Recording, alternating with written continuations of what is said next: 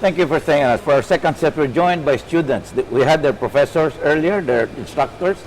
Now, aside from Ms. Gemma Bahinting, we now have Ahmad Gasnavi and Sujata Vontimita from India.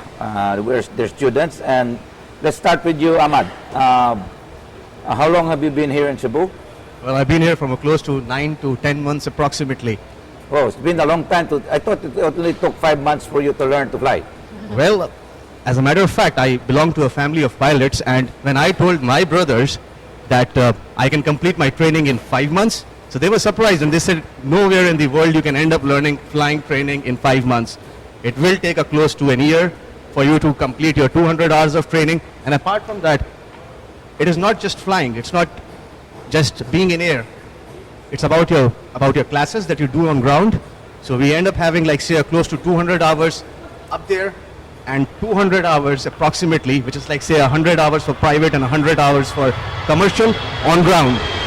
Okay. Which I don't think can be completed in 5 months. It has to be in here. Well, that's good to know. But why Cebu? I mean, why the Philippines? Why are you here? Why not in India?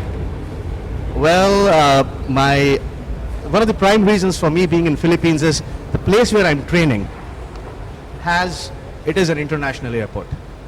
The exposure that I'm getting here in Philippines is far more greater than the exposure that I would have probably got back home.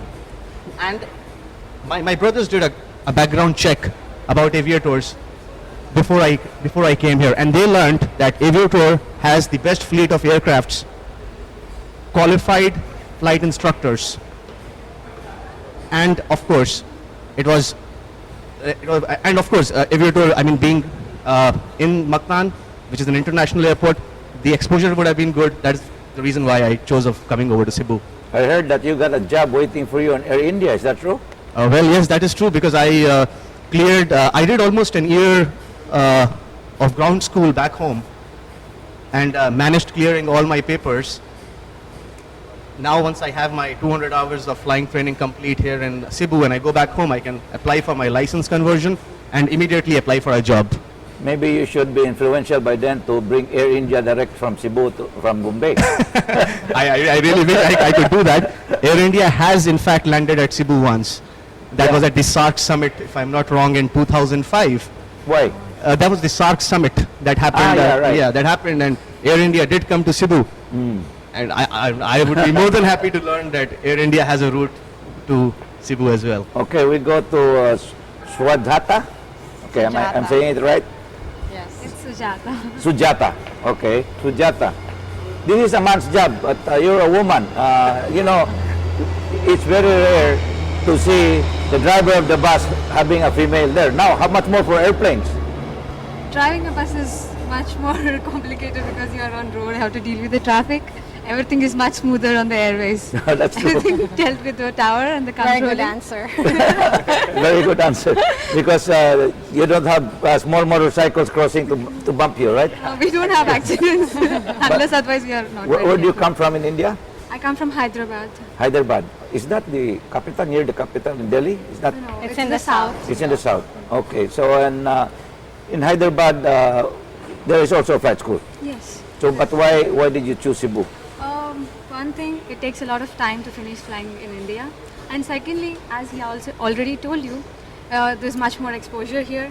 Like in India, we have private runways which are specially categorized for flight training. That means we won't get exposure to the international airports and all. And one more thing, we have more options to travel to different airports as well here for cross countries, unlike in India.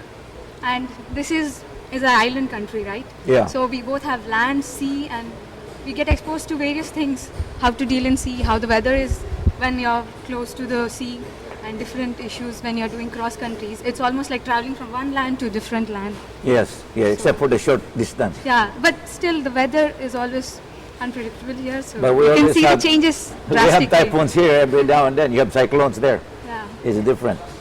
Well, But- I think their issue over there is India has a more controlled airspace. Is that Yeah, correct? more control airspace. Yes. Whereas Because- over here, it's not that Yeah. it's not controlled. Very Yeah. few, but we have controlled airspace everywhere. Yeah, but We have more airports and That's the beauty. But in India, it's really a growing industry. Aviation is very much growing. They bought one of the largest fleets recently. So that means it's a very good future for you. True, that is really true. It's a growing industry, aviation industry, but the flight training, they don't have enough aviation schools. So you mean to say you can get more students from India to study here, flight school? We're trying. Well, these two will They have definitely good referencing ability. yeah, they will be a very good what you call reference. So where have you flown from Cebu? Where have you now flown? Can you name me the places? They have flown everywhere. Everywhere More in the places than I have gone. Mindanao, or can I be my place? Anywhere, if you say in Visayas or Mindanao, you name a place and I've been there. Okay, I'll name a place you've not been. Okay. Cebu Island. Cebu Island.